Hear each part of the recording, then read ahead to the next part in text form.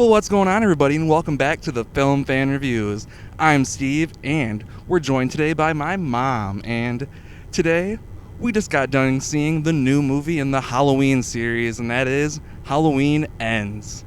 Now, as you probably know if you've been watching this channel for a while, I love horror movies, and I've been really excited about this one because I love everything in the Halloween series. I know there's a lot of ups and downs, and I'm actually a big fan of the first two David Gordon Green movies, so knowing that he was going to end this trilogy off with him still writing with Danny McBride and the other two writers on this one, I can't remember their names, but I was excited still, and unfortunately I was a bit let down because this movie has a lot going on with it, but not enough Michael Myers. The first hour, almost probably half the movie, you barely see him. It's like a drama, and we introduce this new character who I'm definitely not a fan of. I don't know the actor's name, but I'm leaving all of this in. No.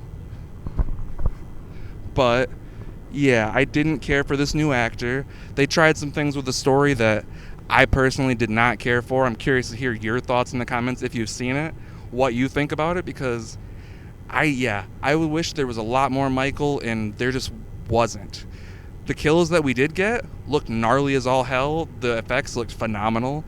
Some of the camera movements and some of the shots, again, I did not really love.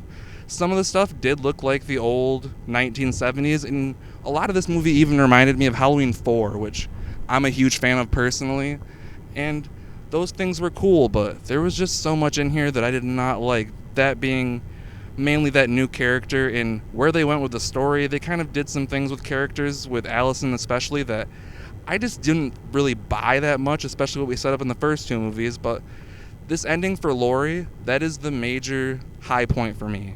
Laurie got a very good ending, and I hope they don't try to mess around with the series anymore, because that especially I think is great for Jamie Lee Curtis. She got the ending that unfortunately wasn't given to her in Halloween H2O. If you know anything about the history behind that kind of stuff, she kind of got screwed over, so it's nice to see her get this good ending. But I really wish this movie would have been more of a Halloween movie. Like, I know a lot of people have problems with Halloween Kills, but personally I really enjoy that movie because we get Michael 90% of the movie, and he's doing some crazy kills, and that's what I'm here for as a Halloween and a horror fan. So unfortunately this movie kind of missed the mark. There's a lot of almost drama more than it is horror for a lot of it. So if you're going in for Michael, you might not want to go to the theater to see it, unfortunately. It's on Peacock right now, and honestly, if I was steering people with their pockets, I'm steering them towards Peacock, because there wasn't enough here to really go and run out to the big screen, at least for me. And on my 5-star rating scale, I'm gonna put it at a 3, but if I rewatch it again, I might even drop it lower, because honestly, I did not enjoy it that much. The kills are honestly what's keeping it that high. The story was pretty bad. David Gordon Green's directing, I don't think was horrible, but the one other big bright spot that I always have for David Gordon Green is his characters on the side. I really enjoy them. He writes them very well, a lot of energy, and especially comedy where he's from, especially with Danny McBride writing as well.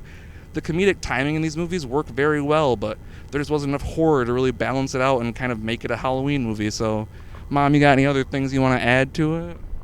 I can't really think of much. I can tell you I feel the same. The storyline was not what I was expecting. I definitely thought we were going to see a lot more of Michael like we have in the years past, or the stories past. And this one, I wouldn't rewatch it myself. Well, you heard it from her. She basically was a fan from the beginning of the Halloween series, so you're hearing from an OG, and you're hearing from me, who loves all of them too. It's definitely not the worst Halloween movie. The Curse of Michael Myers is still my least favorite. Sorry, Paul Rudd, I know you're not a big fan of it either, but in Halloween Resurrection, don't even get me started on that one, but Trick or treat, motherfucker. it's not very far away from those, unfortunately. It's toward the bottom of the list. It's definitely the worst of this trilogy, but is it a horrible movie? It's not the worst thing I've ever seen, but let me know what you think about it, because I'm curious. I want to talk about this movie.